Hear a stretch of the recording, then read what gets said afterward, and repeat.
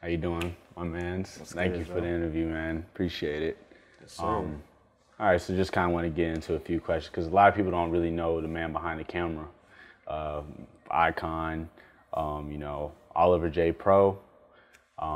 So just really kind of just want to get in your head, you know what I mean? So I just want to know, like, who are you? Who am I?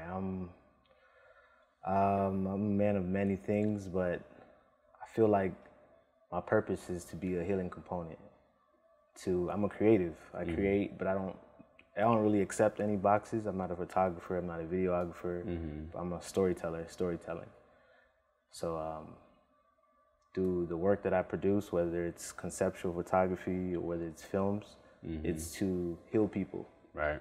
to change people's outlook on life, and to help them deal with it, to help me deal with it. Right. So that's who I am. Okay. What influenced you to, take that path to feel the need to heal people? Just seeing the impact that you could have on people by doing what you do. Right. Like by me focusing on, there was one time I did like a video, like a recap for this church. They were doing like every week they give out food to people, and they were just doing the bare minimum they could. Right. And I did a little recap video, did a couple interviews with people.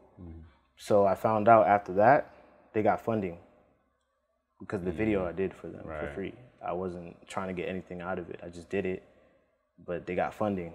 When people got to see what was going on, they got an interest and they wanted to be behind it and help it. So that felt good. Damn. I felt like I gave back to the community in a way. Right. So what actually motivates you to keep doing? Because, you're not the biggest yet, or you might not even be where you want to be. So like, what motivates you to keep going even through the rough patches? Because you have had a couple rough patches, as of recent as well. And I just want to know what keeps you on the same path, like, because you're always putting out positivity. People don't really, if they don't follow you, they see it on Twitter, Instagram, from everything that you do. There's nothing negative that, comes into people's life through social media, from you at least. So I was just kind of wondering, like, what keeps you motivated to always put out this positive energy when there's so much negative out here? I think it's just the fact that I know that I have more to offer. That the little that I put out has impacted people. It's not even nothing compared to what I have in store. So I feel like just knowing that I have a lot more in my arsenal was just like motivating. Okay. And just seeing the impact I've had on, people, like people hitting me up all around the world, wanting to collab, saying they're inspired. It's kind of weird, to me, but it's surreal. So I want to continue to do that and do bigger things. But okay, so where do you see yourself in like 5 years? 5 years, I'd probably have a few feature films out. I've probably been behind the biggest brands, such as, Icon, Culture Revolution, Daily Soul. Like, I'm pretty much going to be doing a lot more things with bigger brands and films. I'm gonna be pretty happy. Okay, so where do you feel like where you kind of lack at, where you feel like you need to improve to at least get you to where you want to be? Personally, I feel like I just need to do more. I have a lot of ideas, and some of them I feel like I need to wait to get it right. But I think I just need to do more, because I feel like I have a lot of people in my corner, and if I just do, more things will get done. But I've realized that, so realization is like the first step to actually making something happen. Okay, so what is the end result? What is the end? Say I'll be off for Oliver Stewart. There is none. I create timeless content to live forever, so there's no end all be all. I'll constantly be, talked about. Right. And the stuff that I do has to be timeless. It will be timeless. It's timeless. That's facts. What got you started in the filming? What got me started? It was more of, so the first creative mediums that I was involved with was writing, creative writing, and then dance. Yeah. So it all kind of coincides. So I write very descriptively, and eventually the things I wrote, I wanted to see them. Eventually I wanted to make cool dance videos, and then that kind of translates to filmmaking. Then after that, it's like, I want to tell a story. And now, boom, now you have it. I'm telling stories through visual. And I still write. Yeah. Constantly, so. Music as well. Yeah, right? I still write music. I'm writing a lot of poetry. And it's just, it flows. It's effortless, like, for me right now. Definitely. Who were some of your, like, people that you looked up to? So that, you know, where you got some of these ideas, you know, from? I would say, like, the Denzels, the Will Smith, they really inspired me and motivated me. But, like, the creatives, like Pharrell, Ye, like Jay-Z, just their tenacity, the way they moved was just different. And they're, like, fearless. Right. But there's a long list of people, but I think I'm most inspired by, like, the people around me. Right. The people around me that have their own thing going. Like, Right. they probably really, really inspire me the most. That's good. Always have those people around your, you know, around you. Positive energy attracts, you know. Heard. I actually really wanted to ask you, how do you think your dad's passing has changed your outlook on the way you film, on the way you move? It gives me, I'm like more in a go mode. Like, I'm doing things that I was hesitant to do last year. I'm just doing them because, like, what I wanted to do, what my goal was to do is, like, obviously kill it with what I do and then, like, retire my parents. It's like now it's just my mom. So it's like, I gotta go.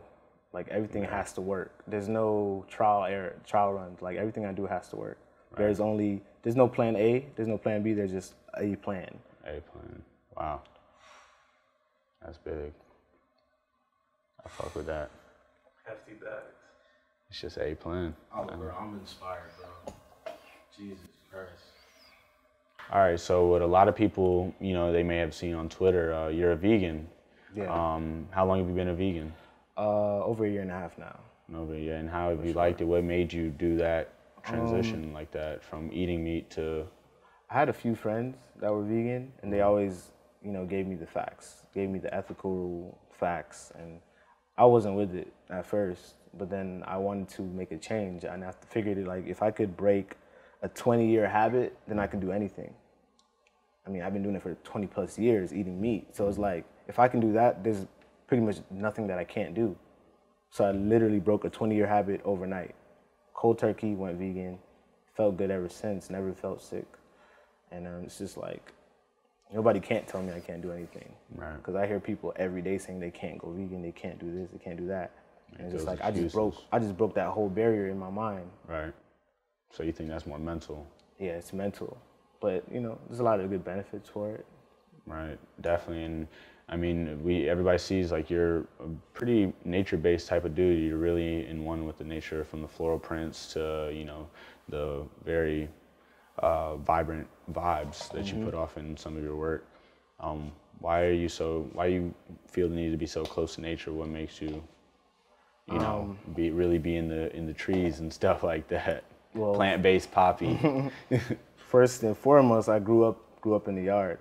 Like, I think that's where me and my dad connected the most, was the yard. Like, I planted trees, you flowers. guys will be out there. I have a little bit of everything when it comes to fruits and everything in my yard. But, like, that was, like, a lot of my childhood. I was picking weeds, I was putting in fresh mulch, cutting grass, so I was always outside.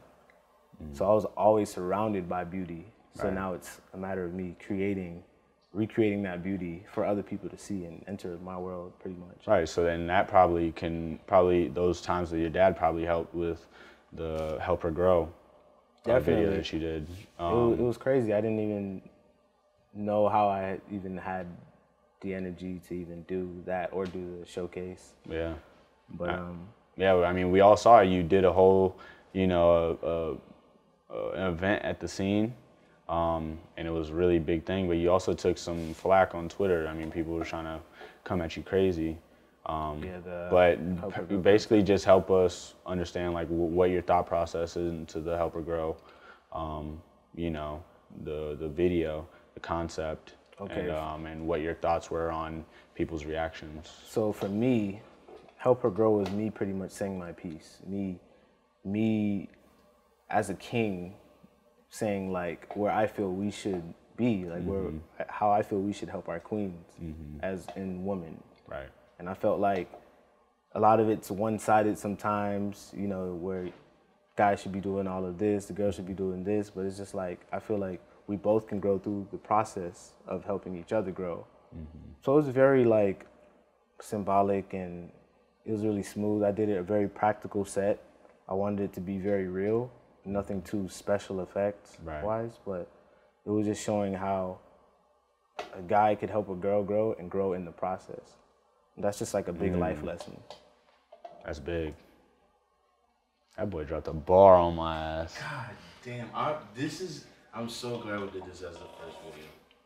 Gang, gang. This is a parent production. P Again, Products. Thank you again. Yes, sir.